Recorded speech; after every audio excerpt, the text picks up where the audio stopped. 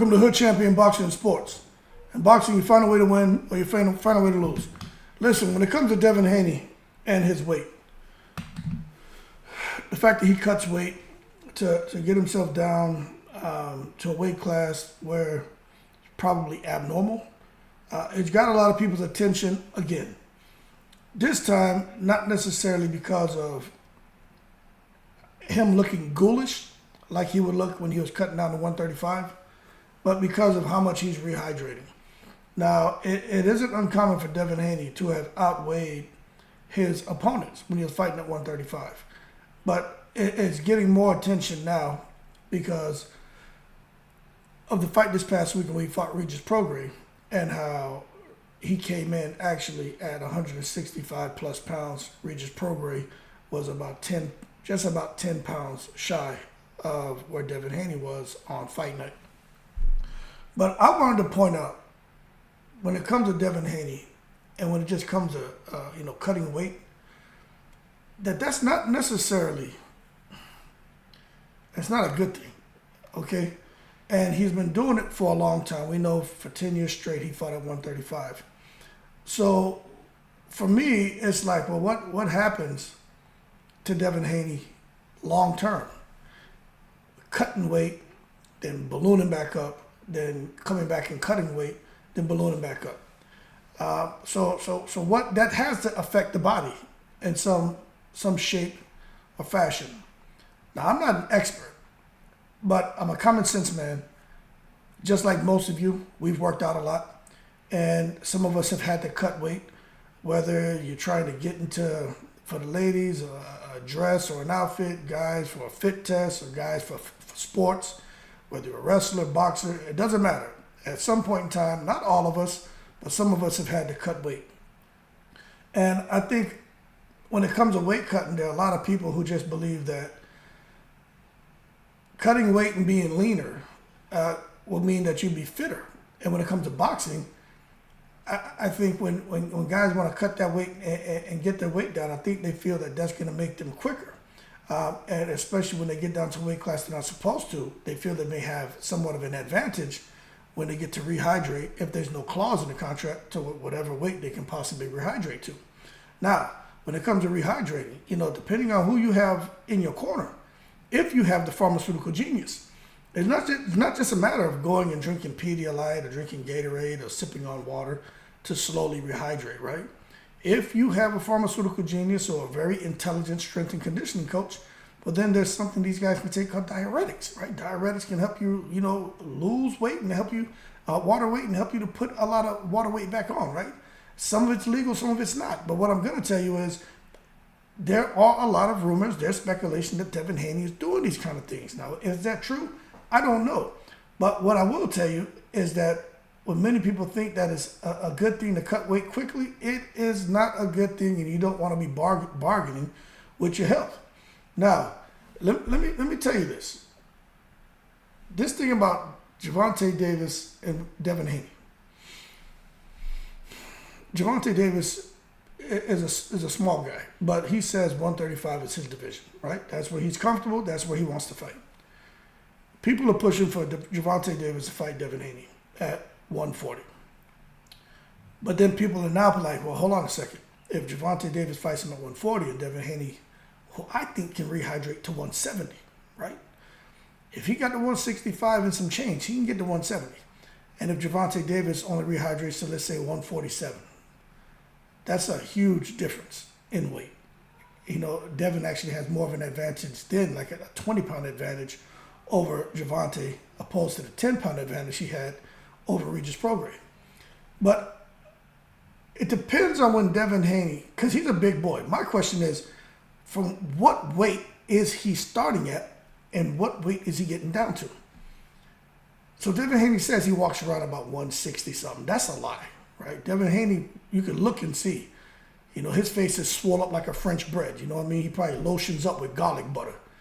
Devin Haney walking around, gotta be 180 something. Gotta be. Okay? Maybe he's a bit more disciplined now, taking, his downtime more serious and managing it wisely to where he's not allowing himself to French bread up from 140, 160 to 200. You know what I'm saying? So maybe he's not rubbing himself down with the garlic butter. Maybe it's just cocoa butter. But what I will tell you is if he starts cutting weight, even if he's ballooned up to 200 pounds, if he starts cutting weight months out, I think the process of dropping a large amount of his body mass, I think it can be pretty normal depending on what he's doing. I think 0.5 pounds, like a little less than a pound to 2 pounds a week could be considered normal. But then again, I don't know how far he starts his training camps. But when you start cutting, you know, half a pound to 2 pounds of weight, you know, and you're doing that in shorter than a week's time, 2 days. Sometimes these fighters are cutting up to 20 pounds in one day. That is a recipe for disaster, okay? Now, when people are talking about this, they're like, hey man, how the hell can somebody cut that much weight? How can someone cut 2 pounds in a day, but you know, much less? How in the hell is somebody cutting 10, 15, 20, 25 pounds up to 30 pounds in a day? Well, I'm going to tell you, when it comes to this aesthetics and athletic competition and these fighters, boxers trying to get their weight down during fight week, they have different practices. You guys know about a lot of them, but a couple that come to mind is like, you know, when they start cutting the calories, fasting, you know, dehydrating, towel wrapping, the sweatsuits, and then they even have some practices that are illegal, which are like laxatives, diet pills, diuretics, enemas, and then, you know, something a lot of people don't talk about, guys and girls out here vomiting. Anything they can do to cut weight. Doesn't matter what the reason. It can be a variety of reasons, but these are things that a lot of athletes do. So for you who are out here saying, well, why the hell would Devin Haney do that? Okay, he's a boxer. He's a great boxer. Why would he want to put himself through what he does to get down to now 140 instead of 135, right? Why would he do that? Well, you got to understand, we're talking about combat sports. You know, boxing is kind of an endurance sport too. But and that's the thing with combat sports. It encompasses a lot of different worlds. Okay? But like for basketball, for running, you know, a lot of those athletes feel being lighter, they can be quicker. They can shed some time off of their run, you know, or they can get up and down the court faster. They have more endurance if they're lighter. That kind of factors into boxing too, because you want to get down to a weight division, right, to have the advantage, weight bullying. But then at the same time, when it comes to rehydrating, if you can control just how much you're rehydrating, and you can somewhat stay light, sometimes they feel that they're a bit more agile, a bit more quicker. And again, they're just trying to get that competitive edge over the opponent. But the bottom line is, the endurance sports is one thing. Boxing kind of encompasses all those worlds. But when we talk about combat sports like boxing, let me tell you something, man. The weight cutting, and for the most part, when people talk about weight, is just so guys can qualify for the weight class. Simple. And Devin Haney getting down to a weight for a moment in time where he probably shouldn't be, is so he can qualify for the weight class. Once he does that, he doesn't care. He's going to go out here now and rehydrate up 3, 4 weight classes. And you know what? Some people may think that's not fair, but it is what it is. Now, I'm going to tell you right now, it's no secret that when some fighters are out here weight cutting, that's just a strategy that they aim for to make sure they competitively qualify for that lower weight class and get mismatched with what they feel are naturally smaller opponents. Because when you look at Devin Haney standing, 5'9", walking around, care what he says. Let's just say 190 on those times where he's not managing his weight, and let's say 170 where he's managing his weight. But at the end of the day, he's fighting in the weight division with most of the guys are 5'4" to 5'7". Okay, so they have some guys out there that are tall. Devin Haney's height 5'8", some guys are taller. But for the most part, he's going to be naturally bigger than those guys anyway. Height, reach. But when it comes to the weight, he's much bigger than those smaller guys. Okay, so again, it's all about getting mismatched with smaller opponents. And that's what Devin Haney does, and that's what he was able to do to Regis Prograis. Although Devin Haney was coming up to 135. Remember, Devin Haney may have, for that moment in time, got down to 135, but he never, ever came in the ring at 135 pounds. And that's why when I talk about weight cutting fighters, I'm like, hold on a second. When they're like, this fighter is moving up in weight, and how are they going to do doing the division above it. I'm like, yo, hold your horses. Let's not take it to the stupid. These fighters aren't moving up in weight. Really, they're coming down and stopping the weight division above where they normally get to. So it's not like they have to try to eat to gain it. It's not like we're talking about Pacquiao and Mayweather, where those guys are really the naturally smaller guys. Lomachenko is, no kidding, a naturally smaller guy. Lomachenko shouldn't be at 135. So I just want to make sure I frame that correctly for everyone out here who may be still hanging in here with this video. But let me talk about this when it comes to this whole thing with the downside of Devin Haney cutting weight. You know, that can lead to something that's very concerning for me, is the hormonal imbalances. And something else that got my attention, man, is how in men in particular, Devin Haney, he's male, can experience low testosterone levels associated with low body fat and associated with cutting weight. Now, I'm looking long term when it comes to Devin Haney. And I'm like, you know, what exactly is how is this going to affect him, you know, down the road when we start talking about how it affects his testosterone. It also can affect the body's ability to heal and bone density. So are we going to see more injuries in Devin Haney as a result of him cutting weight the way he's been cutting weight? What else? What are other things we're going to see that surfaces when it comes to Devin Haney? Okay. Now, I'm sure Devin Haney has a great team around. He has experts. I'm just a guy who likes doing videos, right? But I am sure Devin Haney has a team around him who's aware of it, all these things, and they're doing everything the correct way. But for me, watching it, I think it's more of just, hey, he's a weight bully. It's this. He shouldn't get credit for these wins. Nah, let's not take it to the stupid. I'm like, well, how does that affect him? You know what I'm saying? I know for me, I remember getting ready for fit tests. You know what I'm saying? Because when I was in the military, you had to do fitness tests. I was in the Air Force, right? And when I was younger, it didn't matter. I didn't have to prepare. I was always in the gym, always jogging, always training. So like, oh, fit test coming up. I didn't care. I'd go in there and do my 1.5 mile run.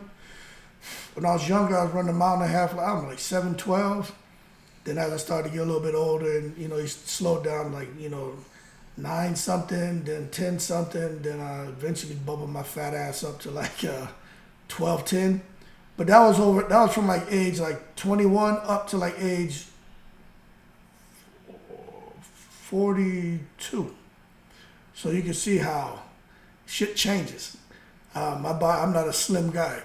So there's some guys who have a high metabolism, so they can maintain that 6-7 minute 1.5 mile pace. I couldn't. So when I was younger, I was running like 7:12. But as I got into my 40s, it was more like 12:30, closer to 13 minutes.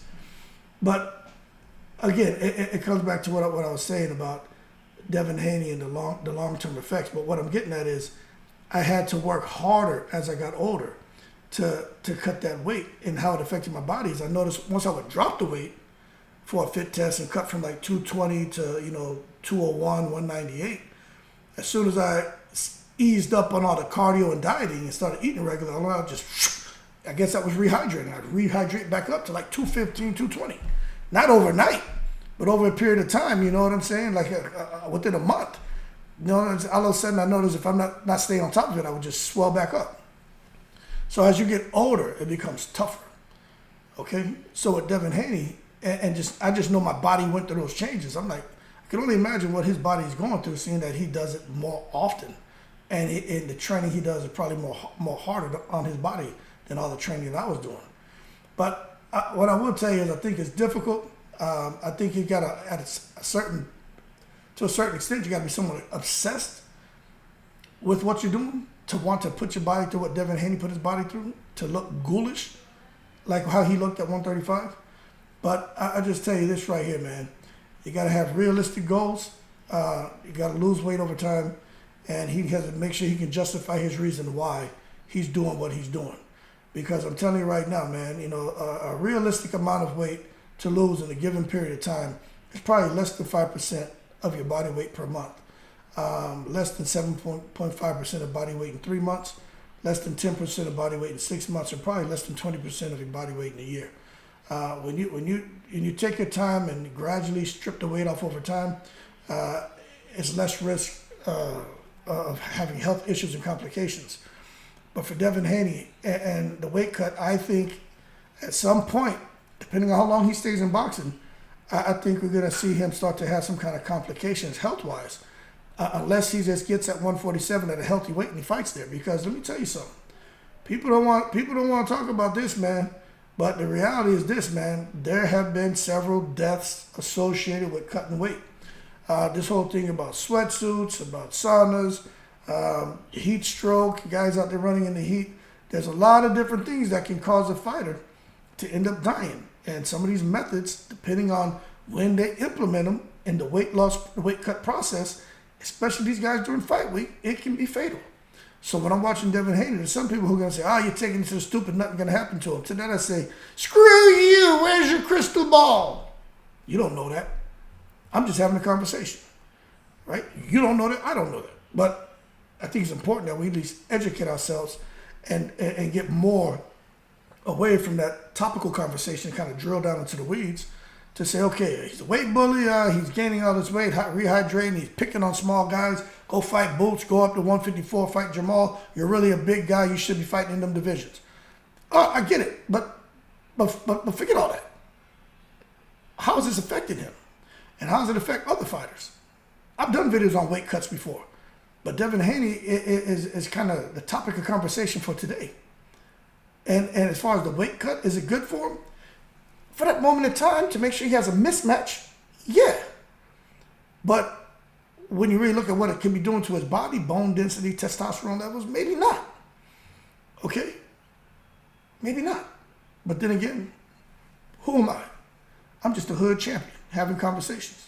That being said, y'all keep cool. Shout out to the veterans. Shout out to Devin Haney. Shout out to everybody, man. I'm just shouting out the whole goddamn world today. Y'all keep cool. I got to go to see my son's basketball game right now.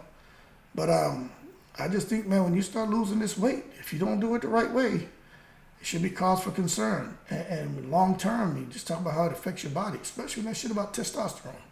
You know, that just testosterone and death. You know what I mean? I ain't trying to have my testosterone levels cut down from me doing something, doing something wrong. And I'm definitely not trying to die. I ain't ready to die like Biggie Smalls. Y'all keep cool. Shout out to the veterans, 7 continents in the breeze.